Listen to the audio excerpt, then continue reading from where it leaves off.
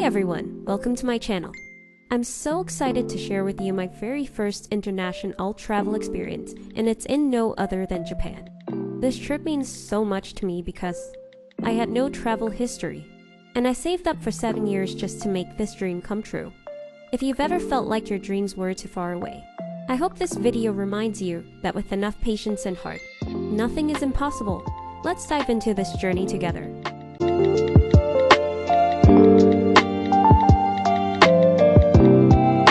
At 13, I started watching Mischievous Kiss Love in Tokyo.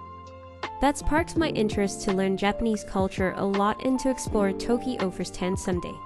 At 16, I started opening a savings account by using my enrollment form while I'm in grade 11. I voluntarily went to a bank and paid 200 and saved my first 2,000. Every month I tried to save 200 by walking with friends to bus jeepney stations. At 18, I started applying for a passport. Then pandemic happens. I actually have no idea how am I going to save, but I still have that goal. I tried budgeting our allowances very well and accept side gigs to add to my savings, and that's it got accumulated. I save all of those money mostly using digital banks. That's how I save the bucks.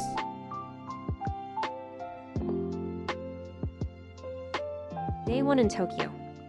It's my first international travel. Yet I had a relaxed approach since I didn't want to feel like I was in a hurry. I've watched so many travel vlogs about Tokyo that when I actually went there, it already felt familiar like home. I already knew what I wanted to do. You may find these a bit boring or not the most efficient use of time. But the thing is, I'm a very slow person. That's why. Also, I just really wanted to see Tokyo Tower. And after that, I was totally okay already. Day 1 in Tokyo was the most overwhelming for me because I had to navigate a place I'm not used to, in a different country and culture. Fortunately, Google Maps and Google Translate were there. From the airport, I claimed my Skyliner ticket via Klook using a QR code. From Narita, I rode the Keisei Skyliner to Tokyo. I got off at Ueno Station and also claimed my subway ticket there since there are lots of machines and different options for buying tickets. I used my subway ticket and then just walked a few minutes to my hostel. I'm happy I didn't get that lost and managed to get through many stairs. I strolled casually around the area. Went to 7-Eleven Fest to withdraw money. Bought a meal and called it a day. Day 2. I went to a personal meeting that was important to me.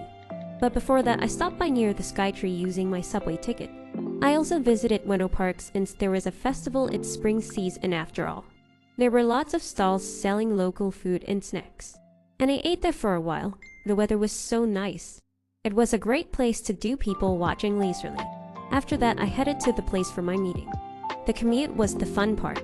I went through different stations using only my subway ticket and walked a lot. Fortunately, I arrived on time. I really enjoyed the people's company. Afterward, I bought dinner at Family Mart and called it a day. Day 3. A local invited me to go to the mall with them. We went to Lumen Mall and ate there. We had Thai food at Mango Tree and pancakes and drinks at the original Pancake House. I'm very grateful for their treat. At night, we went to see the Skytree more thoroughly. We went up to the 31st floor of Tokyo Solomaki to see the city lights and skyscrapers. We had some heart-to-heart conversations and went home after. Day 4. This was the day I did the most activities. I went straight to Tokyo at our first and roamed around a lot. I decided to eat breakfast at Yoshinoya and ordered a hefty rice meal set. Then I went to my favorite station, Meiji Jinyume or Haruyuka Station. I visited Meiji Shrine, Yoago Park, and then went to Shibuya Station for the Shibuya Crossing and Hachiko. I also shopped around Takashita-dori and ended the day by buying dinner at 7-Eleven Fest. Day 5 Kimono Day. I went to 7-Eleven Fest to grab something to eat, then went straight to Asakusa. When I got there, I was really stressed out because it was difficult to find the location. It was inside a building. Then I met a tourist who had the same appointment as mine. Fortunately, we arrived just on time. We decided to stroll together, and she even treated me to a rickshaw ride. After that, we went our separate ways. Afterward, I went to my favorite shopping district, Takashita-dori, to continue my shopping. I wanted to bring some goods for my family and friends. I went to Haruyuka, visited Unilko and Daiso, tried some gashapon and grabbed a snack at McDonald's. I ordered their daifuku and burger meal set.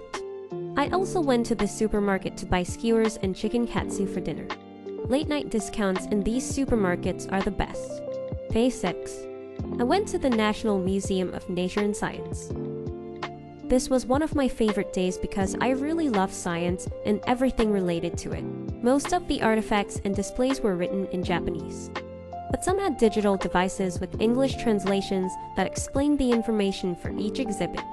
There were plants, animals, weather instruments, rocket displays, and even meteorites. After that, I went to Harajuku again for some last-minute shopping since my subway ticket was about to expire that day. The cherry blossoms were in full bloom near the station, so beautiful.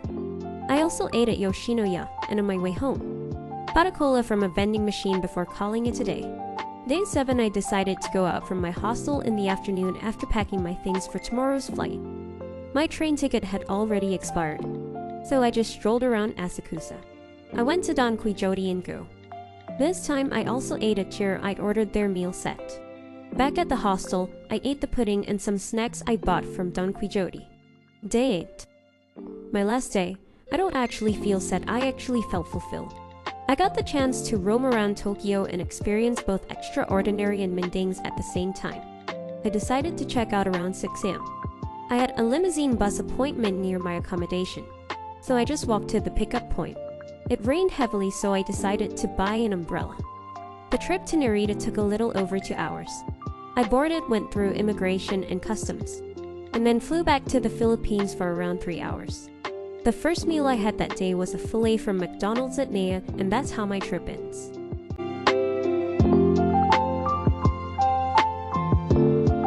For the budget breakdown.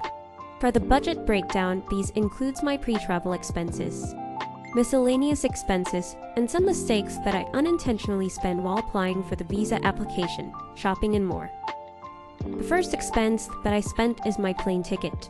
Fortunately, I booked mine during Piso Fair.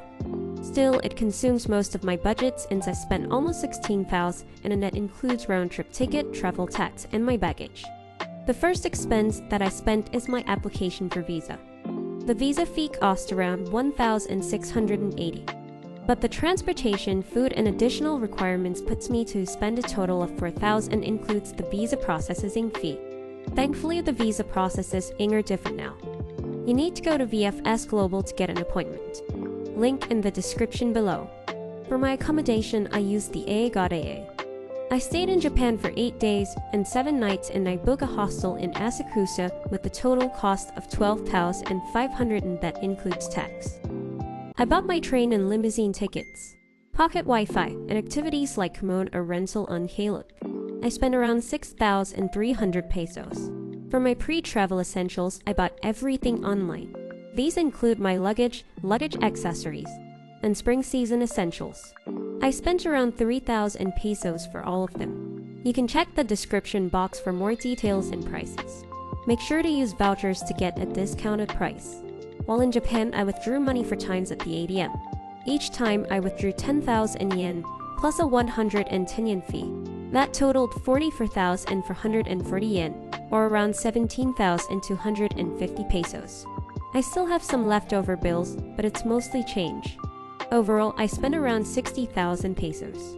For your bank balance, I recommend submitting both a bank statement and a bank certificate. Make sure it shows that you can afford at least 10,000 pesos per day in Japan. So if you're staying for 5 days, your account should have at least 50,000 pesos. Based on other travelers' experiences, this is the standard requirement of the Japan Embassy.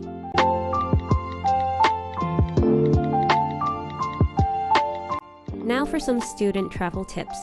Save smart, travel smart. Tip number 1, use promo codes and sales.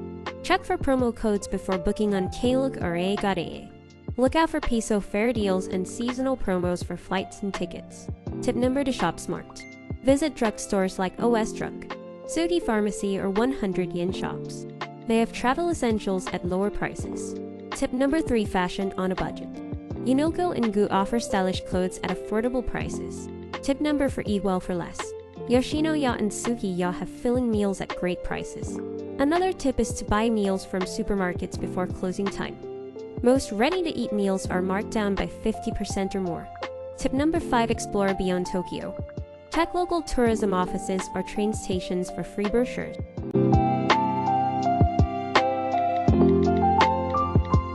Japan is such a beautiful and clean country. It felt like a privilege to experience life in a first world nation. This was my very first international trip, and I'll never forget it. Being mentally and financially prepared made all the difference. If you've been dreaming of traveling, I hope you get to make it happen too.